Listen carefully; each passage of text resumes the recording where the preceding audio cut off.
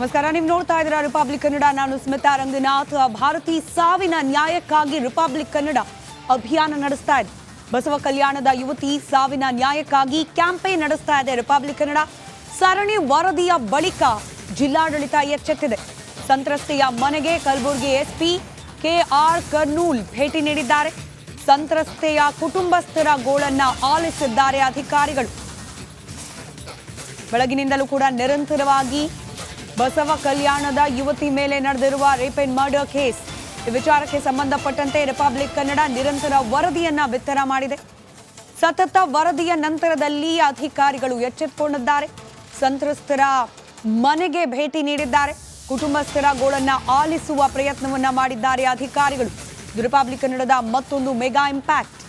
Speaker ನೂಲ್ ಅವರು ಸ್ಥಳಕ್ಕೆ ಭೇಟಿ ನೀಡಿದ ಸಂದರ್ಭದ ದೃಶ್ಯವನ್ನ ನೀವು ಗಮನಿಸ್ತಾ ಇದ್ದೀರಿ. 3 ದಿನದ ನಂತರ ಬರ್ಬರವಾಗಿ ಅತ್ಯಾಚಾರ ಹಾಗೆ ಕೊಲೆ ಆಗಿ 3 ದಿನದ ನಂತರದಲ್ಲಿ ಆ ಯುವತಿಯ ಮೃತದೇಹ ಪತ್ತೆಯಾಗಿರೋದು. ಆಲ್ರೆಡಿ 3ರನ್ನ ವಶಕ್ಕೆ ಪಡೆದಿದ್ದಾರೆ ಪೊಲೀಸರು. ಆದರೆ ಕಠಿಣ ಶಿಕ್ಷೆ ಆಗಬೇಕು ಅನ್ನೋದು ರಿಪಬ್ಲಿಕ್ ಕನ್ನಡದ ಆಗ್ರಹ. ಈಗ ಆಲ್ರೆಡಿ ಕೋಲಿ ಸಮಾಜ ಸೇರಿದಂತೆ ವಿವಿಧ ಸಂಘಟನೆಗಳು, ಪಕ್ಷದ ಮುಖಂಡರು ಪ್ರತಿಭಟನೆಯಲ್ಲಿ ಕೈ ಜೋಡಿಸಿದ್ದಾರೆ. ರಿಪಬ್ಲಿಕ್ ಕನ್ನಡ ಇವತ್ತು ಬೆಳಗಿನಿಂದಲೂ ಕೂಡ ನಿರಂತರವಾಗಿ ಈ ಬಗ್ಗೆ ವರದಿಯನ್ನ ಪ್ರಸಾರ ಮಾಡಿತು. ಇದೀಗ ಸ್ಥಳಕ್ಕೆ ಕೆಆರ್ ಕರ್ನೂಲ್ ಅವರು ಎಸ್ಪಿ ಸ್ಥಳಕ್ಕೆ ಭೇಟಿ ನೀಡಿದ್ದಾರೆ. ಸಂತ್ರಸ್ತರ ಭಾರತೀಯವರ ಕುಟುಂಬಸ್ಥರನ್ನ, ಅವರ ತಂದೆ ತಾಯಿ ಪೋಷಕರನ್ನ ಭೇಟಿ ಮಾಡಿ ಮಾತುಕತೆಯನ್ನು ನಡೆಸುವ ಪ್ರಯತ್ನವನ್ನ ಮಾಡಿದ್ದಾರೆ. ಆ ಸಂದರ್ಭದ ದೃಶ್ಯವನ್ನ ಗಮನಿಸ್ತಾ ಇದ್ದೀರಿ.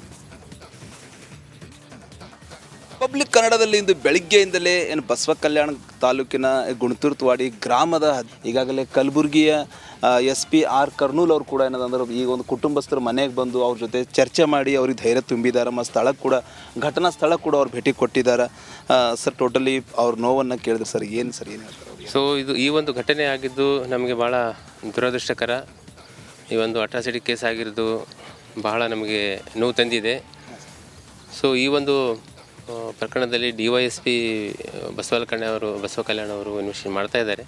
ಸೊ ನಾವು directorate of civil right enforcement ಅಂದರೆ ನಾಗರಿಕ ಹಕ್ಕು ಜಾರಿ ನಿರ್ದೇಶನಾಲಯ, ಸೊ ಇದೊಂದು ಪ್ರೊಟೆಕ್ಷನ್ ಸೆಲ್ ಇದೆ. ಅಂದರೆ only for protection to the SC STಗೆ ಸಂಬಂಧಪಟ್ಟ ಅವರಿಗೆ ಅತ್ಯಾಚಾರ ಆಗಿರ್ತಕ್ಕಂತಹ ಪ್ರಕರಣಗಳಲ್ಲಿ ಅವರು ಉಸ್ತುವಾರಿ ವಹಿಸೋದು, ಅವರಿಗೆ ಏನು ಸೋಷಿಯಲ್ ವೆಲ್ಫೇರಿಂದ ಅವರಿಗೆ ಸಿಗಬೇಕಾದಂತಹ ಸೌಲಭ್ಯಗಳನ್ನು ಸರಿಯಾಗಿ ಸಿಗ್ತಾ ಇದೆ ಅಥವಾ ಇಲ್ಲ ಅಂಥೇಳಿ ನಾವು ಉಸ್ತುವಾರಿ ವಹಿಸೋದು ನಮ್ಮದು ಕೆಲಸ ಇದೆ. ಸೊ ಈ ನಿಮಿತ್ತ ನಾವು ಇವತ್ತು ಅವರ ಕುಟುಂಬದ ಅವ್ರ ತಂದೆಯವರಿಗೆ ಭೇಟಿ ಮಾಡಿದ್ವಿ ಮತ್ತು ಸ್ಪಾಟ್ ವಿಸಿಟ್ ಮಾಡಿದ್ವಿ. ಸೊ ಅವರು ವಿಚಾರಣೆ ಮಾಡಿ ಅವರಿಗೆ ಏನು ಸೌಲಭ್ಯ ಬರಬೇಕಾಗಿದೆ, ಅವರಿಂದ ಏನು ಬಂತು ಸರ್? ಏನಾದ್ರು ಸೌಲಭ್ಯ ಎಲ್ಲ ಸಿಗ್ತಾ ಇದೆ? ಸ್ಪಂದನೆ ಆಗಿದೆ ಅಂತ ಹೇಳಿದ್ದಾರೆ ಅವರು. ನಿನ್ನೆ ಡಿಸ್ಟ್ರಿಕ್ಟ್ ಮಿನಿಸ್ಟರ್ ಸಹ ಅವರು ಬಂದು ಅವರಿಗೆ ಸಾಂತ್ವನ ಹೇಳಿ ಎಲ್ಲ ಸೌಲಭ್ಯಗಳನ್ನು ಒದಗಿಸ್ಕೊಡು ಹೇಳಿಕೊಟ್ಟಿದ್ದಾರೆ ಅವರಿಗೆ.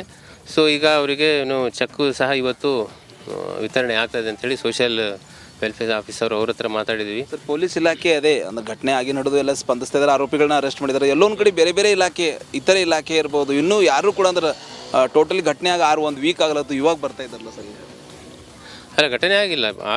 ಸ್ಟಿಂಜೆಂಟ್ ಆ್ಯಕ್ಷನ್ ತಗೊಂಡಿದ್ದಾರೆ. ಇಮಿಡಿಯೇಟ್ ಆಗಿ ಆ್ಯಕ್ಷನ್ ಆಗಿದೆ. ಆರೋಪಿಗಳನ್ನು ದಸ್ತಗಿರಿ ಮಾಡಿದ್ದಾರೆ.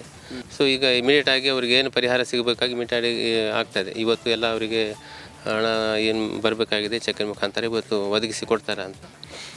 ಸೊ ಇದು SP ಅವರ ಮಾತಂತ ಹೇಳ್ಬೋದು. ಕ್ಯಾಮ್ರಾ ಪರ್ಸನ್ ಭಾರತ್ ಜೊತೆ ನಾನು ಮಲ್ಲಿಕಾರ್ಜುನ್ ಮರ್ಕಲ, ರಿಪಬ್ಲಿಕ್ ಕನ್ನಡ, ಬೀದರ್.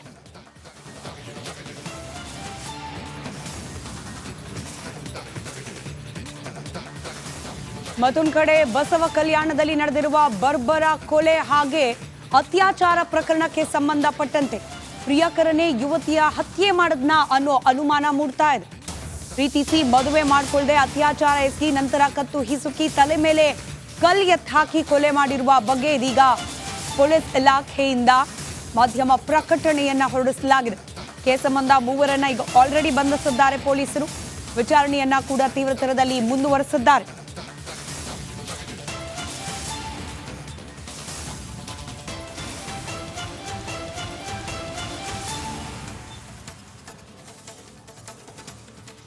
ಬಸವ ಕಲ್ಯಾಣದ ರೇಪ್ ಅಂಡ್ ಮರ್ಡರ್ ಕೇಸ್ಗೆ ಸಂಬಂಧಪಟ್ಟಂತೆ ಪೊಲೀಸರು ಒಂದಷ್ಟು ತನಿಖೆಯನ್ನ ಪ್ರಾರಂಭ ಮಾಡಿದ್ದು 3ರನ್ನ ವಶಕ್ಕೆ ಪಡೆದಿದ್ದಾರೆ. ಇದರ ಜೊತೆಯಲ್ಲೇ ಪ್ರಿಯತಮನೇ ಈ ರೀತಿಯಾದ ಕೃತ್ಯಕ್ಕೆ ಮುಂದಾಗಿರಬಹುದಾ ಅನ್ನೋ ಶಂಕೆಯ ಆಧಾರದ ಮೇಲೂ ಕೂಡ ತನಿಖೆಯನ್ನ ಚುರುಕುಗೊಳಿಸಿದ್ದಾರೆ ಪೊಲೀಸರು.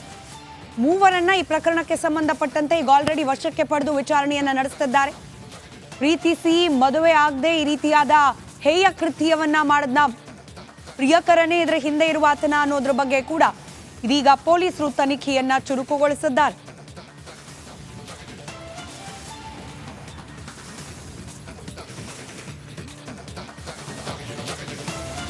ಮಾಧ್ಯಮ ಪ್ರಕಟಣೆಯನ್ನ ಪೊಲೀಸರು ಇದೇ ಪ್ರಕರಣಕ್ಕೆ ಸಂಬಂಧಪಟ್ಟಂತೆ ಹೊರಡಿಸಿರೋದನ್ನ ನಿಮ್ಮ ಮುಂದೆ ರಿಪಬ್ಲಿಕ್ ಕನ್ನಡ ಇಡ್ತಾ ಇದೆ. ಪ್ರಮುಖವಾಗಿ ಇದರಲ್ಲಿ ತನಿಖೆಯ ಪ್ರಾಥಮಿಕ ಹಂತದಲ್ಲಿ ಲಭ್ಯವಾದ ಮಾಹಿತಿಯ ಬಗ್ಗೆ ಪೊಲೀಸರು ತಿಳಿಸಿರೋದನ್ನ ನಾವು ಗಮನಿಸಬಹುದಾಗಿದೆ. ಪತ್ರಿಕಾ ಪ್ರಕಟಣೆ ರಿಪಬ್ಲಿಕ್ ಕನ್ನಡಕ್ಕೆ ಲಭ್ಯವಾಗಿರೋದ್ರ ಡೀಟೇಲ್ಸ್ ಅನ್ನ ನಿಮ್ಮ ಮುಂದೆ ಇಡೋ ಪ್ರಯತ್ನವನ್ನ ಮಾಡ್ತಾ ಇದೀವಿ. 31/8/2024 ಗುಣತೀರ್ಥವಾಡಿ ಗ್ರಾಮದ ಸಂತ್ರಸ್ತೆಯ ತಂದೆ ತಮ್ಮ ಮಗಳು ಕಾಣೆಯಾದ ಬಗ್ಗೆ ಬಸವ ಕಲ್ಯಾಣ ನಗರ ಪೊಲೀಸ್ ಠಾಣೆಯಲ್ಲಿ ದೂರನ್ನ ನೀಡಿದ್ರು. ಆ ದೂರಿನ ಆಧಾರದ ಮೇಲೆ ತನಿಖೆಯನ್ನ ಪ್ರಾರಂಭ ಮಾಡಿರೋದಾಗಿ ಪ್ರಕಟಣೆಯಲ್ಲಿ ತಿಳಿಸಿದ್ದಾರೆ. ಇನ್ನು 1ನೇ ತಾರೀಕು ಸೆಪ್ಟೆಂಬರ್ 1ನೇ ತಾರೀಕು ಒಬ್ಬ ಬಾಲಕ ಜೋರಾಗಿ ಕಿರ್ಚಾಡ್ತಾ ಇದ್ದ. ಕೊಳೆತ ಸ್ಥಿತಿಯಲ್ಲಿ ಒಬ್ಬ ಹುಡುಗಿಯ ಮೃತದೇಹ ಅದೇ ಗ್ರಾಮದ ನೀರಿನ ಟ್ಯಾಂಕ್ನ ಹತ್ತಿರ ಇರುವ ಬಗ್ಗೆ, ಅರಣ್ಯ ಪ್ರದೇಶದಲ್ಲಿ ಕೊಳೆತ ಸ್ಥಿತಿಯಲ್ಲಿ ಸಿಕ್ಕ ಬಗ್ಗೆ ಮಾಹಿತಿ ಇದೆ. ಅದನ್ನ ಕುಟುಂಬಸ್ಥರಿಗೂ ಕೂಡ ತಿಳಿಸಿದ್ವಿ. ಕುಟುಂಬಸ್ಥರು ಹೋಗಿ ಮೃತದೇಹದ ಮೈಮೇಲಿನ ಬಟ್ಟೆಯನ್ನ ಗುರುತಿಸಿದ್ರು. ತಮ್ಮ ಮಗಳೇ ಇದು ಅಂತ ಹೇಳಿ ಅವರು ಹೇಳಿದ್ರು. ತಕ್ಷಣ ಪೊಲೀಸ್ ಠಾಣೆಗೆ ಮಾಹಿತಿಯನ್ನ ಕೂಡ ನೀಡಿರ್ತೇವೆ ಅಂತ ಹೇಳಿ ಪೊಲೀಸರು ತಿಳಿಸಿದ್ದಾರೆ. ಇನ್ನು PSIನವರು ಕೂಡಲೇ ಘಟನಾ ಸ್ಥಳಕ್ಕೆ ಭೇಟಿ ನೀಡಿರ್ತಾರೆ. ನಂತರ ಮೃತಳ ತಂದೆ ಯಾರೋ ಅಪರಿಚಿತರು ಯಾವುದೋ ಉದ್ದೇಶದಿಂದ ಕೊಲೆ ಮಾಡಿರೋದಾಗಿ ದೂರನ್ನ ನೀಡಿದ್ರು. ಅದಾದ್ಮೇಲೆ ಆ ದೂರನ್ನ ಆಧರಿಸಿಯೇ ನಾವು ತನಿಖೆಯನ್ನ ಮುಂದುವರಿಸಿದ್ದೀವಿ ಅಂತ ಹೇಳಿ ಇದರಲ್ಲಿ ತಿಳಿಸಲಾಗಿದೆ. ಪ್ರಕರಣ ದಾಖಲಿಸಿಕೊಂಡು ಕೂಡಲೇ ತನಿಖೆಯನ್ನ ಕೈಗೆತ್ತಿಕೊಂಡಿರೋದ್ರ ಬಗ್ಗೆ ಮಾಧ್ಯಮ ಪ್ರಕಟಣೆಯನ್ನ ಪೊಲೀಸರು ಹೊರಡಿಸಿದ್ದಾರೆ.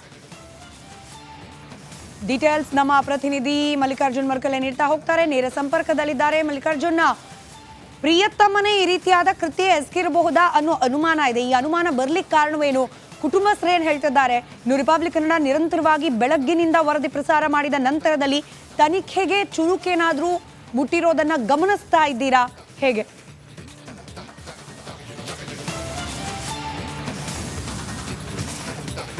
ಹೌದು ಸುಮಿತಾ, ನಿಜಕ್ಕೂ ಏನಿಗೊತ್ತು ಬೆಳಗ್ಗೆಯಿಂದಲೇ ರಿಪಬ್ಲಿಕ್ ಕನ್ನಡ ಈ ಒಂದು ಗುಣತೀರ್ಥವಾಡಿ ಗ್ರಾಮದಲ್ಲಿ ಏನು ಘಟನೆ ನಡೆದಿತ್ತು ಆ ಘಟನೆ ಸ್ಥಳ ಇರ್ಬೋದು, ಮತ್ತು ಈಗಾಗಲೇ ಏನೊಂದು ಆ ಒಂದು ಪೋಷಕರು, ಬಡ ಪೋಷಕರು, ಕೂಲಿ ಕಾರ್ಮಿಕರು ಪೋಷಕರಿದ್ದಾರೆ, ಅವ್ರ ಮನೆ, ಅವ್ರ ಸ್ಥಿತಿ, ಅವ್ರ ಕಣ್ಣೀರು ಏನದ ಪ್ರತಿಯೊಂದು ಅವ್ರಿಗೆ ಏನದಂದ್ರೆ ರಿಪಬ್ಲಿಕ್ ಕನ್ನಡಕ್ಕೆ ಧ್ವನಿ ಆಗ್ಯದ ಅಂತ ಹೇಳ್ಬೋದು. ಯಾವ ಬೆಳಿಗ್ಗೆಯಿಂದಲೇ ವಿಸ್ತೃತವಾದ ವರದಿ ಪ್ರಸಾರ ಆದ ಬಳಿಕ ಎಲ್ಲೋ ಒಂದು ಕಡೆಗೂ ಜಿಲ್ಲಾಡಳಿತ ಸರ್ಕಾರ ಎಚ್ಚೆತ್ತುಕೊಂಡದ ಅಂತ ಹೇಳ್ಬೋದು. ಈಗಾಗಲೇ ಸಮಾಜ ಕಲ್ಯಾಣ ಇಲಾಖೆ ಅಧಿಕಾರಿಗಳು ಕೂಡ ಏನದಂದ್ರೆ ಈಗಾಗಲೇ ಬಂದಿದ್ದಾರೆ. ಮತ್ತು ಅದೇ ರೀತಿ ಕಲಬುರಗಿ SP RK ಕರ್ನೂಲ್ ಅವ್ರು ಕೂಡ ಏನದಂದ್ರೆ ಬಂದು ಆ ಒಂದು ಕುಟುಂಬಸ್ಥರಿಗೆ ಧೈರ್ಯ ತುಂಬಂತ ಕೆಲಸ ಮಾಡಿದ್ದಾರೆ. ಟೋಟಲಿ ಘಟನೆ ಹೇಗಾಯಿತು, ಏನಾಯಿತು, ಯಾವಾಗಾಯಿತು ಪ್ರತಿಯೊಂದಿನ ಮಾಹಿತಿ ಅವ್ರನ್ನ ಪಡೆಯುವ ಮೂಲಕ ನಾವು ನಿಮ್ಮ ಜೊತೆ ಇದ್ದೀವಿ ಅಂಥೇಳಿ ಈಗಾಗ